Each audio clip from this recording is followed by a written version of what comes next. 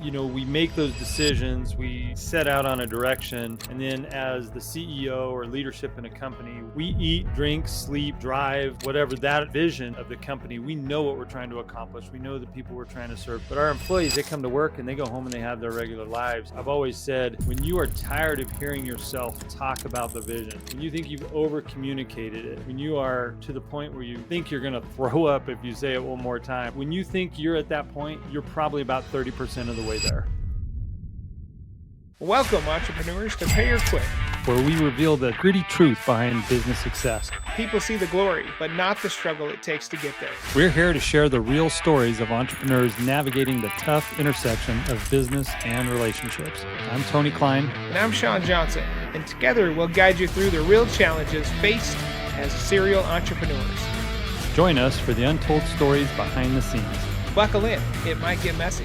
All right, so we've got a big agenda today, and I'm pretty stoked about this, Tony. So welcome back. This is a topic that you brought up, the future of truth. That should be really fun. The types of property management entrepreneurs, break that down today. Why it's so hard to run a property management business. Oh Lord, yeah, don't we know?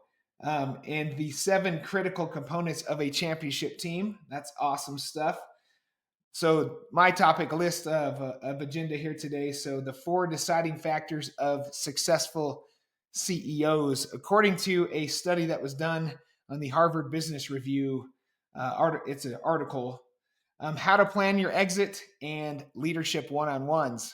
So Tony, why don't you kick us off with the future of truth? I'm excited about that. I'm intrigued that that topic title doesn't give me much, so I'm intrigued by what you're going to talk about here.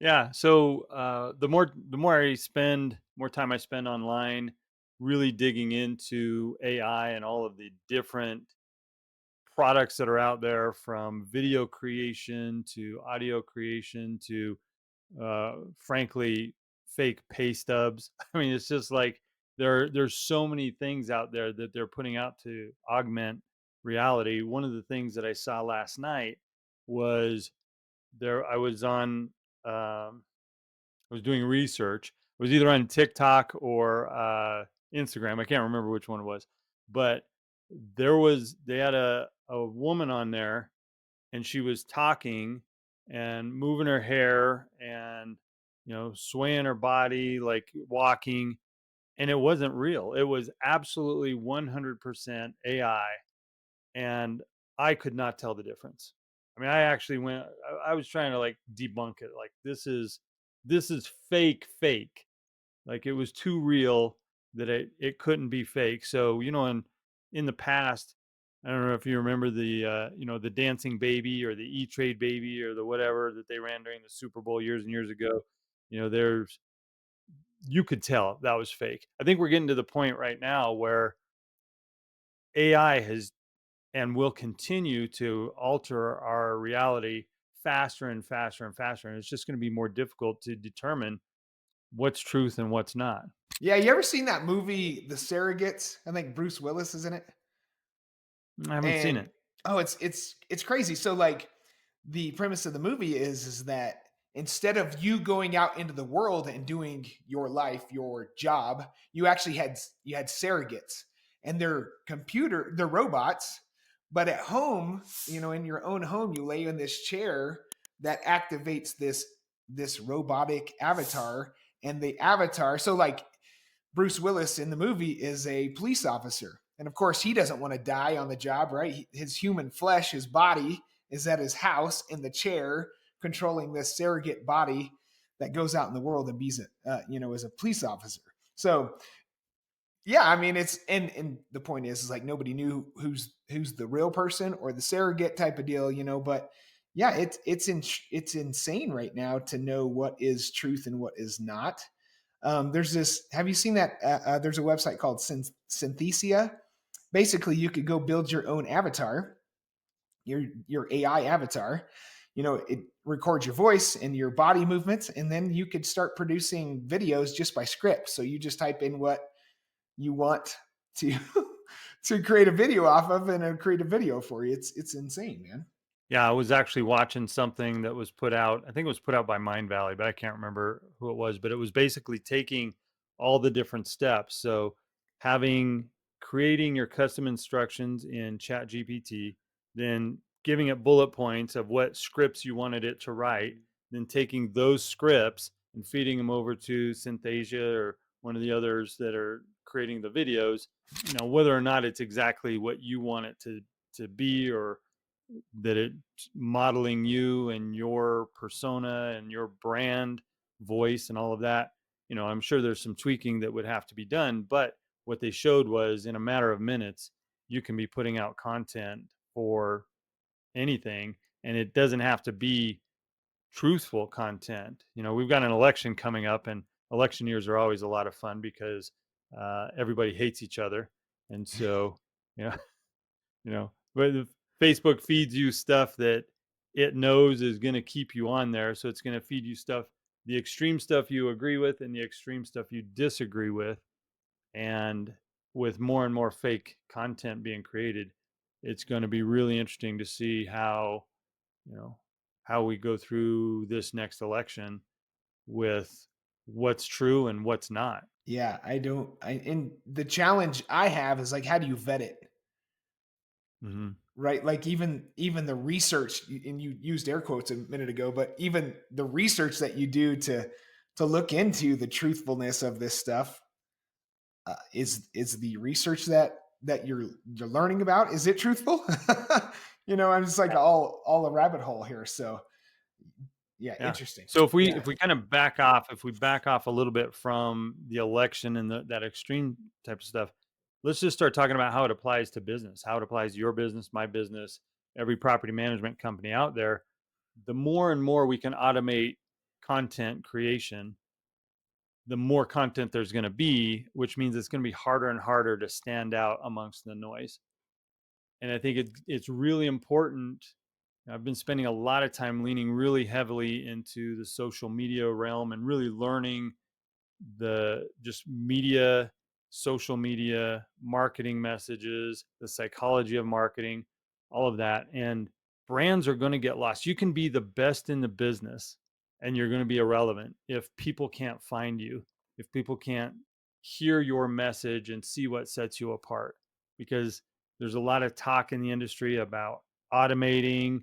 The more we automate, the more we become the same, because if it's all automation and you're taking the people factor out of it, then what sets you apart? And so you have to include the people component back in. You have to include the things that make you different. And I think that is where, in the next 12 to 24 months, we're going to see some leaders in the industry that, frankly, weren't leaders in the last few years, because they're going to figure this piece out. They're going to figure out what we have to put out there in order to stand out above the crowd. And it doesn't mean they're the best property management companies. It means they're the best at getting their message out. Yeah, I've been talking to my wife about this a lot lately. It almost doesn't matter like the product or the service that you provide anymore, as much as if you have a phenomenal marketing team or a marketing ability to reach people, then therefore that's who's going to win the business. It used to be where, like it used to be, we would go, if you wanted to form a new business, you really focused on the service or the product that you provided the marketplace and the value that you created. And now you really need to look on the other side of the supply and demand curve, and to look, how do we create the demand for the product that we provide, and not really worry about so much of the product that we provide. And I hate to Mhm. say that, but you see that because like there's really a couple ways to semi or at least quasi manipulate the supply and demand curve, and that's scarcity and urgency, right? And that's on the demand side of the supply and demand curve. How do we get people in the door and get them to want to purchase, and then once they purchase, now we can figure out how to provide the service.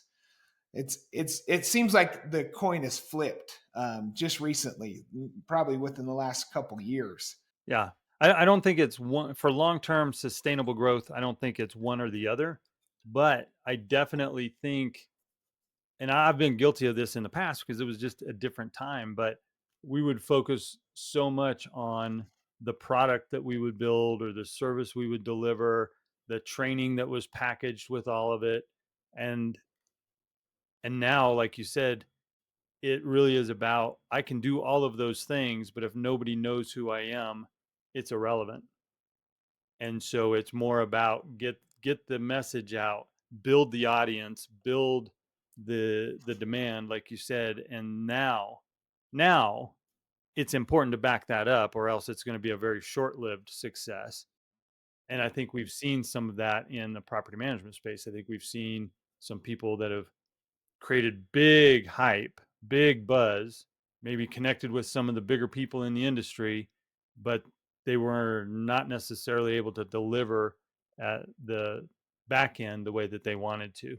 And I think you've kind of seen some of those big names now kind of fall out of favor because in the beginning it was interesting because they were really putting a marketing message out. They were leaning heavy into connecting with um, A players in the industry, but as things do, you start hearing a message over and over and over, you start looking into it, and then you see that there's not the wizard, it's just a goofy man behind the curtain, you know. Yeah, they didn't So perfect the I think we product. need They both. were really good at the marketing side or the demand side. Yeah, Yeah, yeah. let me run I guess a comparison by you, Tony. A few years back, probably 10 years back, we were really getting to VoIP phones, phone services, and you could have, the auto attendant answer your phone calls, and obviously that wasn't great for the client or the customer experience per se, because they'd have to do an automated message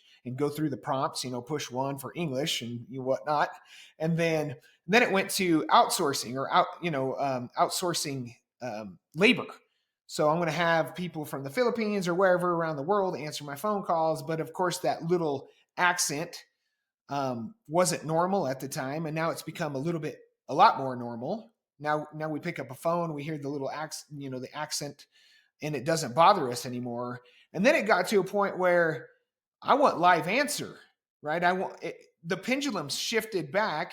Now I want live answer. I suspect my comparison here is I suspect that we'll see this. What is the truth? We'll see the AI side of this take on all of the marketing and these video creations and all that content that's put out. I suspect that that'll take a heavy pendulum shift. And then we'll start to, as consumers, because I think the consumers drive this, it'll swing back and say, you know what? Enough is enough. Let's get back to people, being people. I want to speak to somebody. I want to deal with somebody, and I suspect that it'll swing back at some point. There's actually some of the platforms right now, they're actually looking at making you either disclose or having some mark on the content that you upload that says that it's AI created. Mm. And I know like Bing and can't remember if it's Mid Journey, one of the other ones. They actually, when they create, if you ask it to create an image, it's creating metadata inside the image or with the image that says that it was AI created. So when you upload it to one of the social platforms, it's going to tag it as AI created. So, Ooh. the point of what I wanted to bring up was not that I think you need to leverage AI, which I think we're going to have to. We're going to have to start using it more and more. But I don't think you need to become like the world's leading expert in AI in order for your business to stand out. I actually think it's the opposite.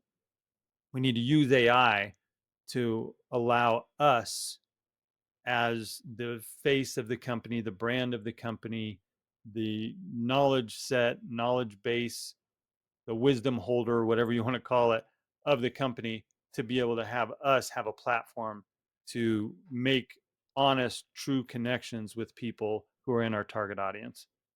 Yeah, I agree. I think it should be utilized as a tool to elevate you as a person of influence in your market or your industry. Yeah. Yeah. All So, right. So Sean, let me great. ask you a question. Yeah. Let me ask you a question here, real quick. So, one of the things that we've talked about is there's going to be more and more and more content that's put out either by AI or AI assisted, when it comes to the future of truth, when it comes to doing research, entertainment, I'm not so worried about because I don't care if my AI is animated, if it's animated by Pixar, if it's AI, if it's scripted, non scripted. Like if I'm being entertained, I'm less concerned about it. But when I want to know the answer to something, when I want to know the real truth, when I'm doing research, how am I going to know what's real and what's not? I think that's the $1 trillion. Actually, it's not even well, it is a money question, but it's more of a power question. In the Mhm. I don't want to get into a rabbit hole here, but in the 2008 election, they had a post election. So is I'm sorry, yeah, 2008. So Obama's first term. About 2010, they had a gentleman that was in the statistical analysis world, and all his job, like his full time job, has been studying social pressures off of social media and influences of the internet. And he sat and testified on Congress on the ability for social media companies, Google, Facebook, were the main ones that he talked about, of how much power they had to influence the 2008 election. And it was over, the influence was over 850,000 votes. And it was because Facebook and Google would push out certain content based off of get out the vote to a certain voter demographic. And that swayed the election by 850,000 votes that they knew about, statistically knew about. So, yes, to answer your question, I don't know, Tony. I think we all have our own biases, obviously, and that gets fed deeper into what we want to or don't want to believe. Um, and it's hard to I don't know. I don't know that everybody wants us to know the truth. You know what I mean? Obviously, the thing is they want to sway us in a certain direction or not. And not to, this is getting a little bit dark, and I'm not meaning to take it there. So Well, I think the point is as we as we start figuring out if we're putting out if we're trying to be have that exposure that we talked about, being out there, creating our marketing message and being seen and being heard, we have to figure out how to be unique and how to stand out from all the noise. And so it's not so much from the perspective of what I'm consuming, but how can I put out content? How can I put out information that makes me stand above the crowd, that makes what I say be the truth in people's minds? To be when I talk about property management, when I talk about landlord legislation and how it's favoring the tenants and all of these things that I'm listened to as an authority figure. I yeah, and think I'll that's just take it a that's kind of what I'm slightly looking at. step further. Is just the content that you put out should have a mission to appeal to your target audience. Yeah. So, and specifically because we don't, not all business is good business. And so you don't want to bring on every client, but the content that you put out should be to attract the business that you do want to do business with, right? So, all right, I think that's a great topic. Let's end it there and move on. So, All right. how to plan your exits.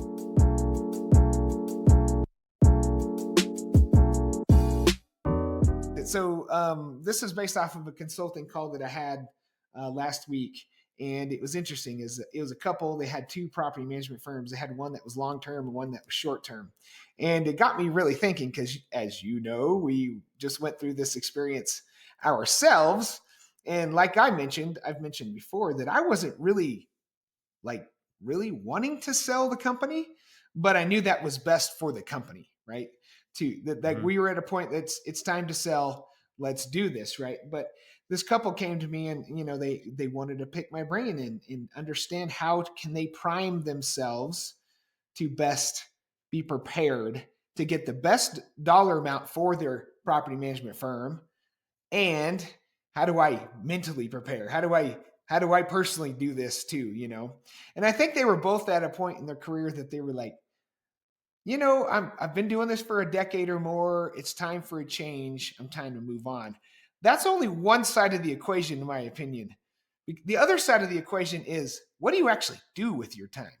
Like, where's your Hmm. passions lie? What are you going to do? You can't just go sit on a golf course every day, you know. And I Yeah. did you go through that struggle a little bit, Tony? Like when you sold, I certainly did.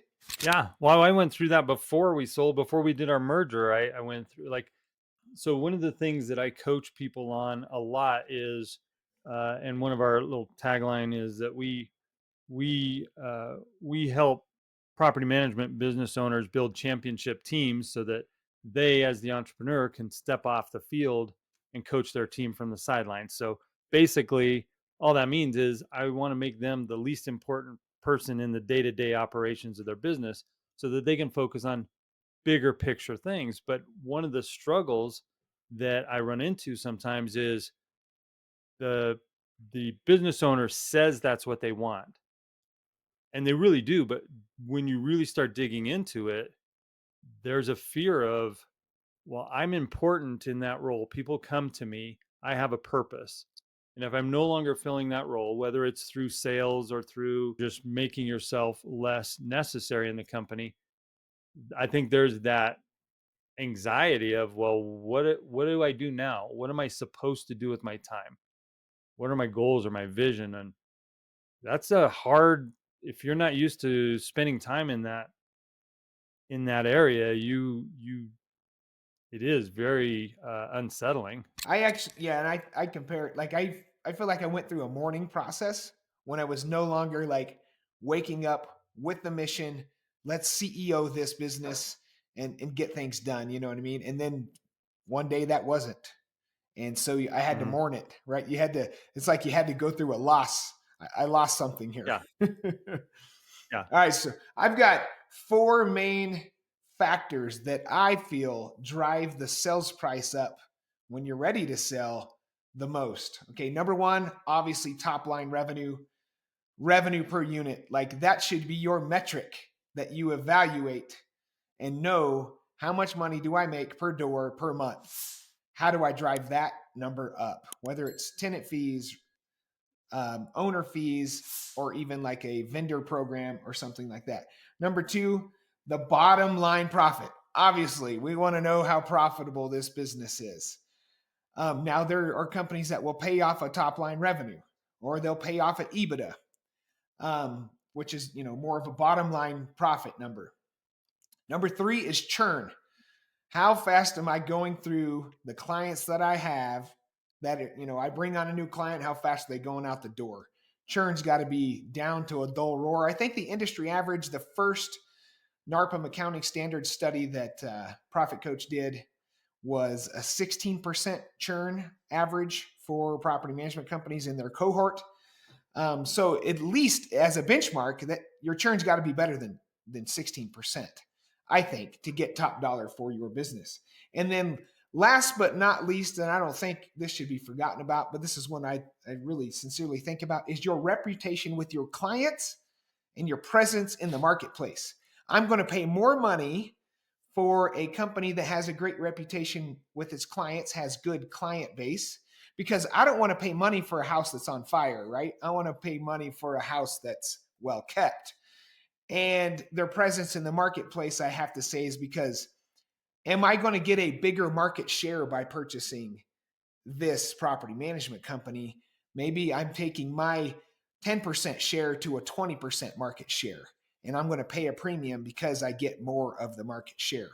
So those were my four really, driving factors of selling to get the best bang for your buck.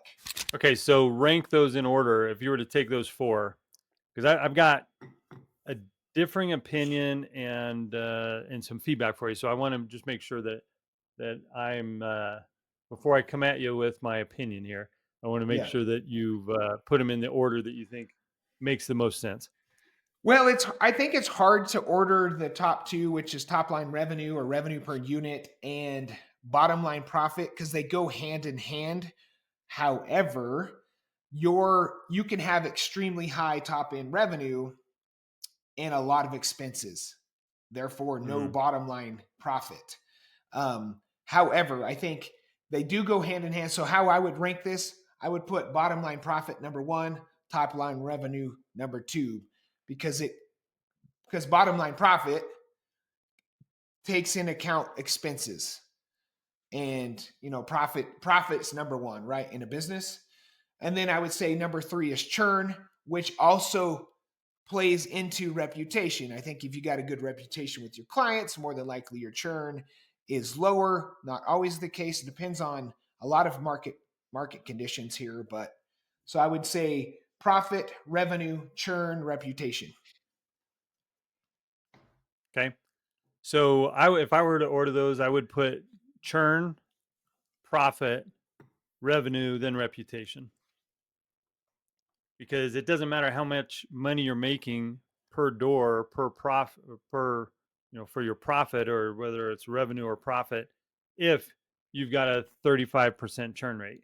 Because now I know I've got to step in, and if I'm bringing in properties, if I'm bringing in, you know, I've got a 50% new property onboarding where I'm bringing in 50, so let's just say 100 doors. I'm bringing in 50 doors, but I'm only churning out 35 doors. So I have a 35% churn, but I'm still growing then essentially at 15% or adding 15 doors. Then maybe to me, I can figure out as the buyer of the company how to reduce that churn. But if I don't have those 50 doors coming in and all I'm looking at is massive churn, I think that's incredibly important. And then if you look at the bottom line profit, I think, and we've had this discussion because we've bought property management companies and we've sold property management companies. Um, I'll put an asterisk there. We'll come back and talk about what we actually did. But the we evaluated companies both from a revenue and from a profit standpoint. And sometimes the ones that were more appealing to us were the ones where they had a little bit lower profit and a little bit lower revenue, because we saw that we could come in with our systems and increase those. So our upside was more. So it made it more attractive to us. It doesn't mean that it made it where we would pay more for it, Mhm. but it made it so that it was more attractive. We were more interested in the company and moving forward with that. Yeah, I think you got to look at the upside as a buyer to figure out how can I make this a even sweeter deal. Hmm. Yeah, and I put a caveat in our notes, but are you selling the contracts or are you selling the entity?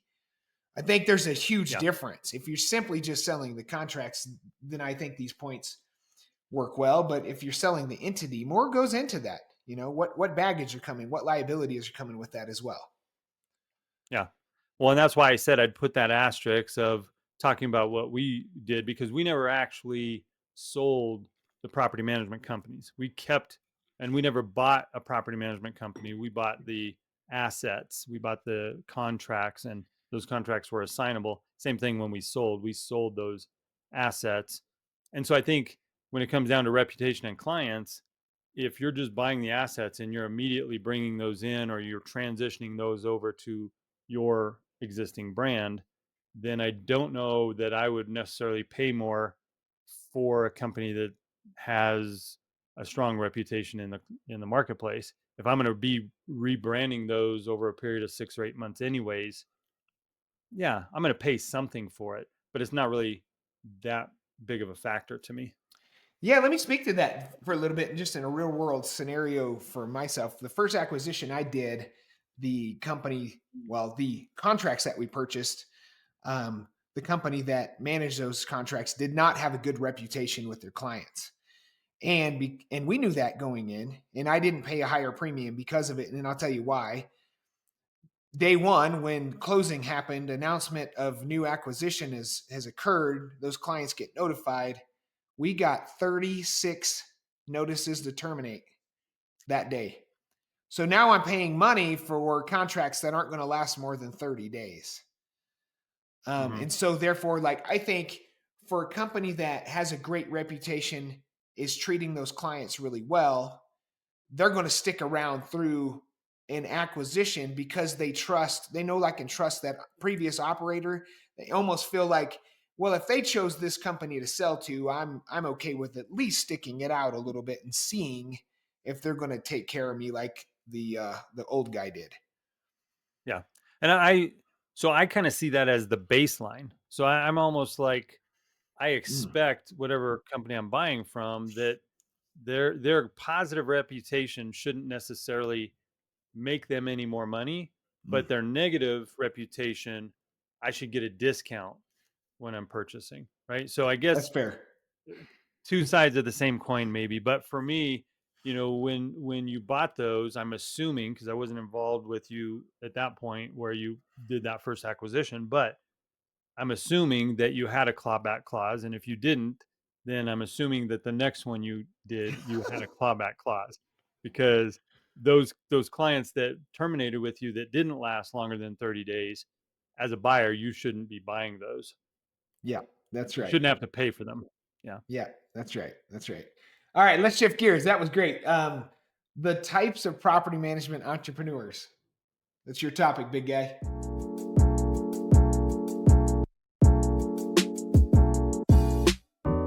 You and I have spent decades in this business, and we've been around. We've seen a lot of different types of property management companies, property management entrepreneurs. There's a thousand ways to set up companies, and some of them work better than others. But I think if you really look into it, there's really a few different types. And and we can talk later about why it matters what type you are when you get into the business. But the first one is that we see a lot of transition from real estate agents that were selling properties, and they look into working with a buyer that wants to buy an investment property, and they say, well, I'll buy it, but I don't want to manage it. And that agent that's looking at that, you know 10 or $20,000 commission check, they're like, well, I'm not gonna let that stand in the way of my sale. So I'll manage it. I'll find you a tenant. It's no problem. I mean, I can collect the rent. How hard can it be?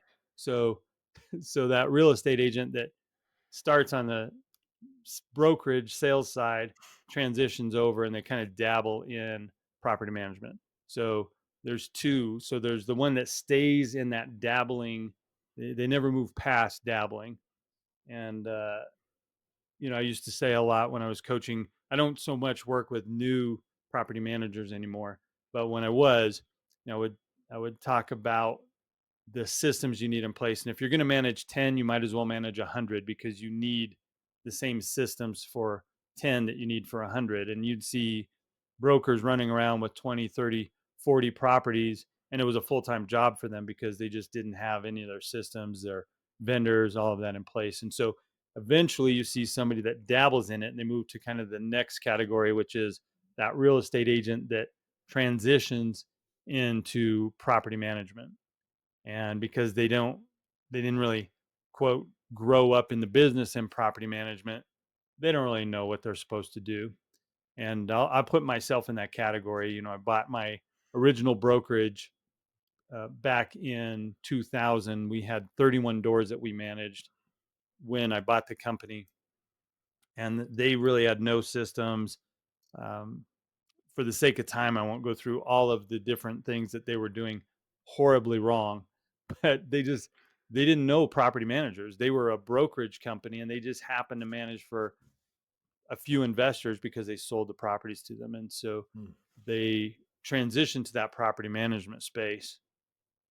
So then I think maybe this might be the next category I think you might fall into a little bit, which is that investor turned property manager. Actually, no. Started in, What? yeah.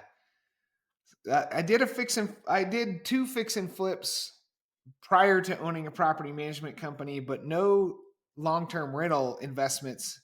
We started the management company and then bought within about 4 months our first investment property. Hmm.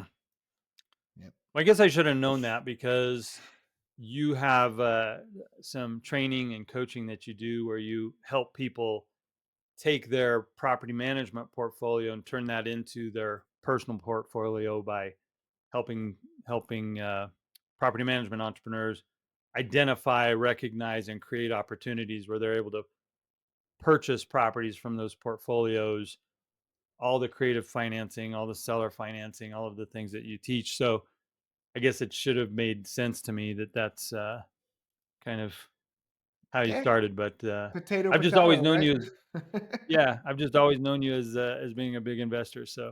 Um, so I think the next one is the franchise owner, somebody that's Mm. just like I need a quick start, so I'm gonna go buy a franchise. And I think I was gonna say something crude, so I'm gonna skip it. But I want to hear it now. well, all right, I'll clean it up a little bit, and then I'm gonna make it non-specific. So let's say you start dating somebody in junior high. I'm really trying to clean this up. I don't know if it's gonna work, but Okay.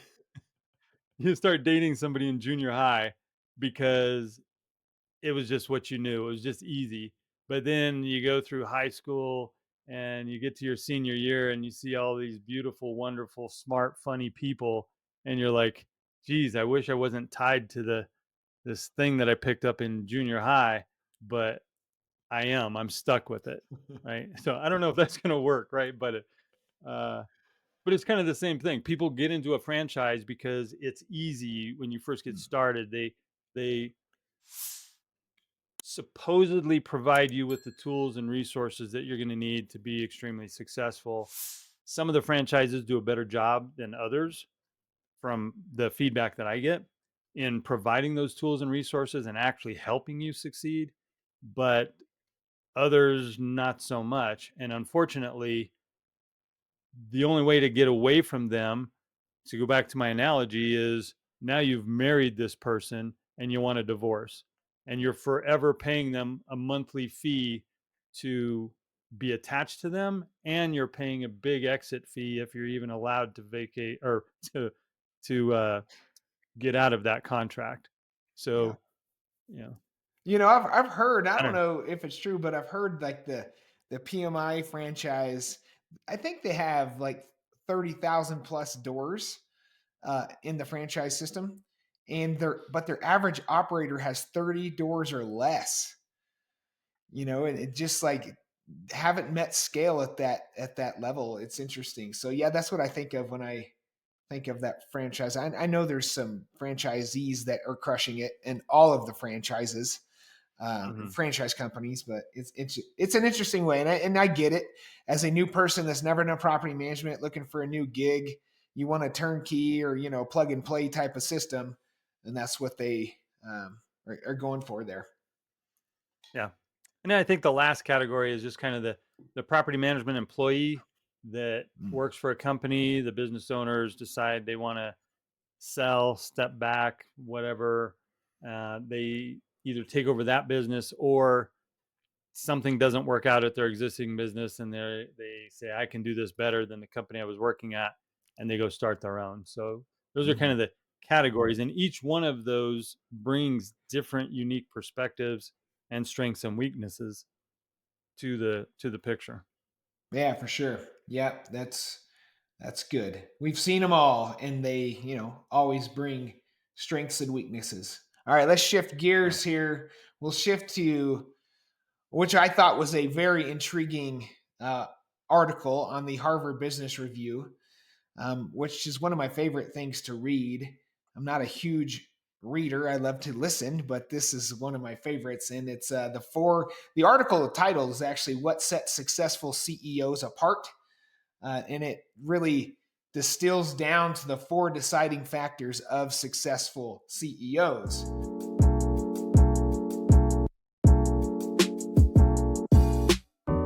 The groundwork here they did was a course of 10 years.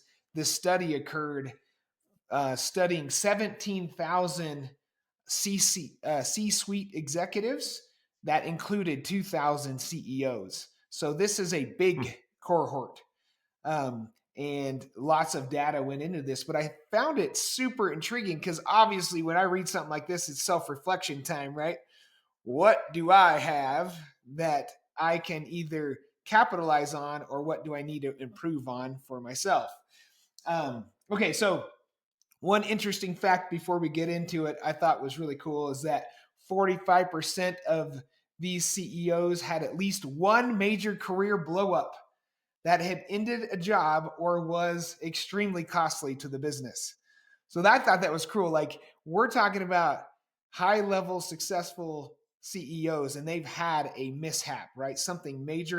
They didn't have a clean record, if you will. Yeah. I actually, when you were saying that, I'm thinking, okay, 45% had at least one major career blow up, and 55% are liars. I think if you, I, success is built on the foundation of failure. I don't think you get to a high performing level Yeah. without stumbling. I don't think that you can, you know, I just don't think you can get there. Maybe their self-reflection is they don't see it as a failure or a career ending or career altering. They see it as maybe because that happened, I learned some things that allowed me to elevate my career and move in a different direction. And so it's actually a building block, which is how I would see it too. But you you've definitely you've definitely overreached at times if you're going to be performing at that high of a level. Right. I think taking risks and being able to deal with or live with the risks that you take. Yeah, for sure. All right. So the four behaviors that this study came up with, which I thought were actually shocking. You think like integrity and all the like this person has great moral character. That's not what it came down to here. Although it had a little line about integrity and moral character in the article. I won't even get into, but these four behaviors, and I'll list them off here and then we'll get back into them. Deciding with speed and conviction was one of them, engaging for impact, adapting proactively, and then delivering reliability. Okay, so this deciding with speed and conviction. I know, like, here's my self reflection here. I know that I struggled with this at Home Vault. Now, it says that CEOs with this behavior were 12 times more likely to be high performing CEOs. So, this is a pretty significant behavior, if you will. But it's realizing that a wrong decision is better than no decision, right? It's better to do something than nothing.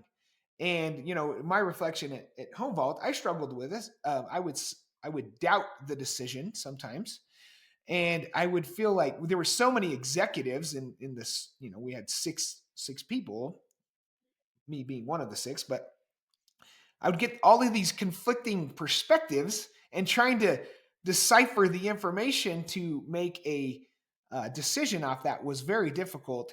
I don't know if you ever read the Jeff Bezos letter to his stakeholders, letters that he writes. They're fascinating. But he says in one of them, he says you've got to get to a point where you only get 70% of the information that you're going to get, and then make a decision.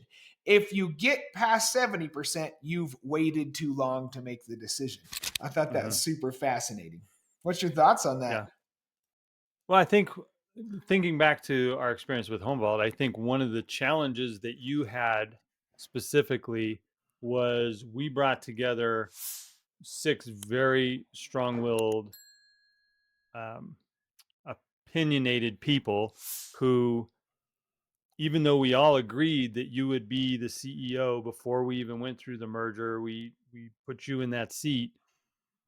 I don't know that everybody always honored that, and when you made a decision, you got pushback. And so I think it became this, you were trying to appease people in situations where you already had what you needed to make those decisions. And so I saw firsthand, maybe from a different perspective, but yeah, when you're in that CEO seat, you're never going to make everybody happy. You're Mhm. never going to be able to appease the team. Get the input, get input from people, but then make the decision, stand behind it, live or die by it. And I think if we were making those decisions faster with more conviction, I think we could have had some different outcomes in some areas where maybe we didn't see some of the results that we wanted.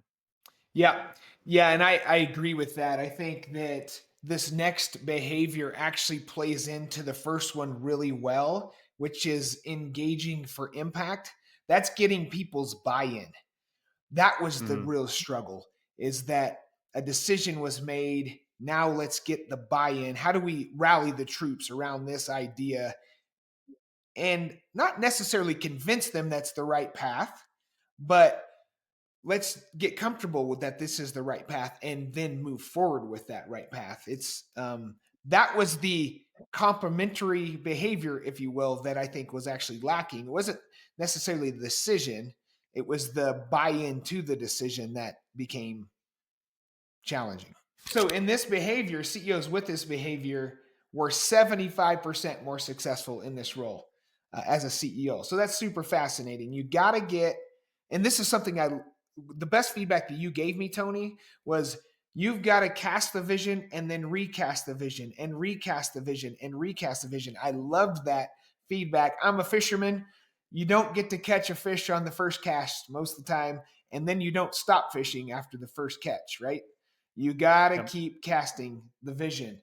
That was one of the best feedback that I've gotten over the years, and I really appreciate that feedback. Yeah. I think it's really important to, we make those decisions, we set out on a direction, and then as the CEO or leadership in a company, we eat, drink, sleep, drive, whatever that vision of the company. We know what we're trying to accomplish. We know the people we're trying to serve. But our employees, they come to work and they go home and they have their regular lives. And so I've always said, when you are tired of hearing yourself talk about the vision, when you think you've over communicated it, when you are to the point where you think you're going to throw up if you say it one more time, or you think you're going to get made fun of by the team because, oh, here it goes, he's going to say this again. Like, when you think you're at that point, you're probably about 30% of the way there, because we, with the messaging we put out as the leaders about where we're going, we're the ones that are constantly setting that vision and being the main cheerleader. And without doing that, we're allowing the culture to grow. It's kind of like having a garden. I know it's overused, but if it's like having a garden and then just hoping that the right things grow in it, you've Mhm. got to be weeding it out. You've got to be working on the culture. And something else that has become really important to me along the way is people support what they help create. And that's where I think when you have that line that we need to get the team buy-in, it's for two reasons. It's so that they provide value moving forward. But the second thing is we want to listen to them. They want to have their ability to have input. Some of that input is going to be really useful for us and we're going to be able to use it. Some of it not so much. But if we create a culture where there's the open lines of communication, then at least the team knows, hey, a I had a role in building this. I can't let it fail now because I helped put it together. Yep, they've been Yeah. heard, right? That's awesome. Yep. All right. So the next behavior, adapting proactively. So CEOs with this behavior were 7.6 times more likely to succeed. So this is dealing with situations that are not in the playbook. This is like, oh crap, the wheels are coming off. I didn't expect it. We need to pull over, rotate the wheels, change the wheels, whatever, and then hit the highway again, right? They and these CEOs treat their mistakes as an opportunity for growth. They have a growth mindset. I think this is actually one of my higher strengths. The two before that were my higher weaknesses, these next two are my higher strengths, and it was so nice to reflect on this. Thoughts on this one, Tony? I think this is an area that you're strong in. If I were to look at this and relate it back to something that I'm very familiar with, I don't know if you know this, Sean, but I run ultra marathons, really long distances. Had no Um, idea. yeah, but in that you set out this big goal, 200 miles. You're going to go run 200 miles in a single race. You don't know how you're going to get there. You just know that that's where you're going, and you have to constantly be adapting and thinking about when something comes up, what's happening two or three steps down the chain, or miles down the path, or however you want to phrase it. And I do know that that was something that you were really good at when we would have something that came up. We're trying to merge in another company. We're trying to bring on new team members, roll out something new. You were really good about taking the information that we had and then figuring out, okay, well, maybe this isn't giving us exactly the results we want, but I know how to now adapt, or I'm comfortable taking the chance and adapting and doing something new to get us back on track. Yeah. Yeah, I give this the credit I give to this is why is in aviation, like things happen and they happen quick. And when it's one thing, you Right? just pivot. But when it's more things, accidents can happen, right? Yeah. Oh, you're going to make a Yeah. smart ass comment there, and I heard it in your voice. I was just, I didn't know. Are you a pilot? I didn't know that. Yeah, there it is. There it is. Thanks, Tony. Yeah. Yeah. All right, last behavior here, and this was actually the one that they emphasized the most is delivering reliability. This I remember having this conversation with you, Tony, that I feel like leadership is a bank account. We either make deposits or we make withdrawals. You're either Yeah. building it up or you're tearing it down, right? And these CEOs that succeeded were 15 times more likely to succeed when they were reliable. But it goes Mhm. on to say that not only if they are reliable, they've got to be reliable, but they can also build a reliable team. That is that kind of sets this group apart. Um, Thoughts there, man? Well, so one of the things that you have on here is kind of a bullet point on the note is that they deliver reliability by following through on their commitments.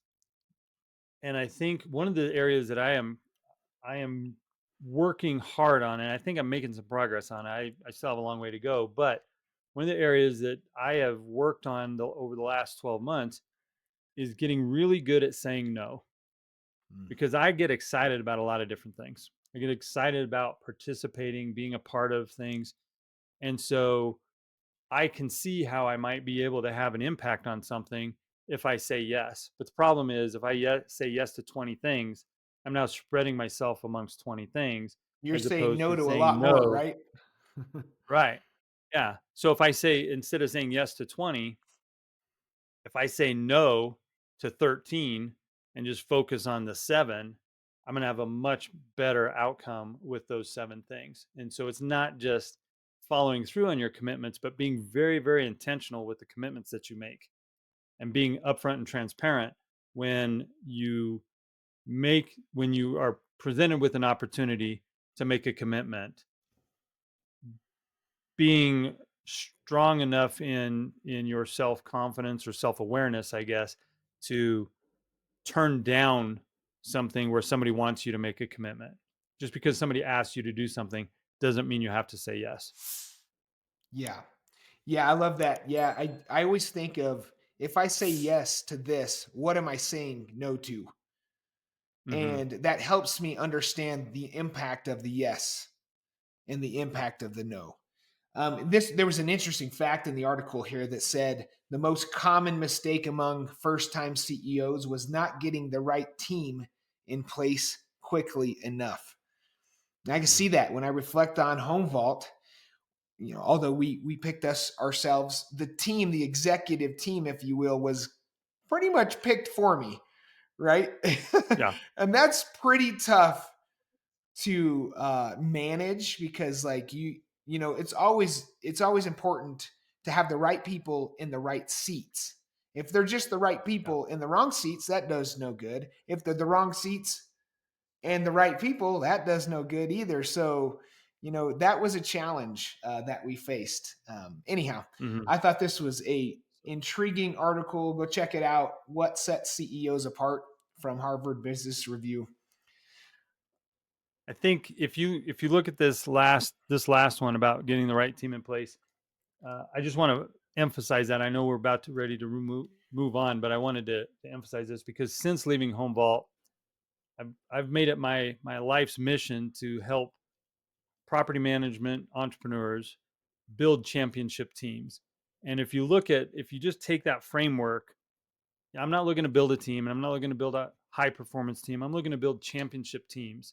And I think if we were to look at Home Vault through that lens, the way you came onto the team with not having the authority you needed to have to make the decisions you needed to make with the personnel and the team and the systems, it was handicapped. We would be maybe a playoff team at best, but never a championship team because like you said, a lot of that executive team was put in place, and I'll include myself in that. There were things that I was tasked with doing that if I were to go back and look at it now and either be in your shoes or um, take a look at how we could do things better, I would have moved myself out of some roles. I would have put myself in. I have some strengths that we didn't utilize.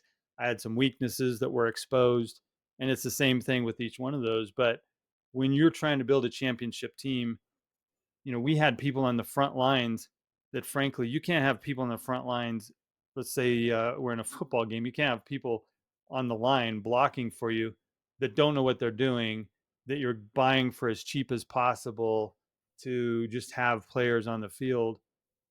And so I think it's really important. This really strikes a chord with me that if you're going to do it right, you have to do it with intention, and you have to search for the best people, and you got to put the best people in the right roles, not just the best people, but put them in the right roles so that they can excel in their skill set and what they're doing.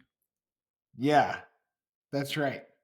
Cool. Well, I think like that's a pretty loaded episode there, Tony. What do you want to call it a wrap here? Or? Yeah, let's put it in the can. It's in the can. Thanks for listening. We'll be back next time to cut through the noise of what it really takes to be a successful entrepreneur. If today's episode hit home, share it with a friend, and be sure to subscribe so you don't miss the next one.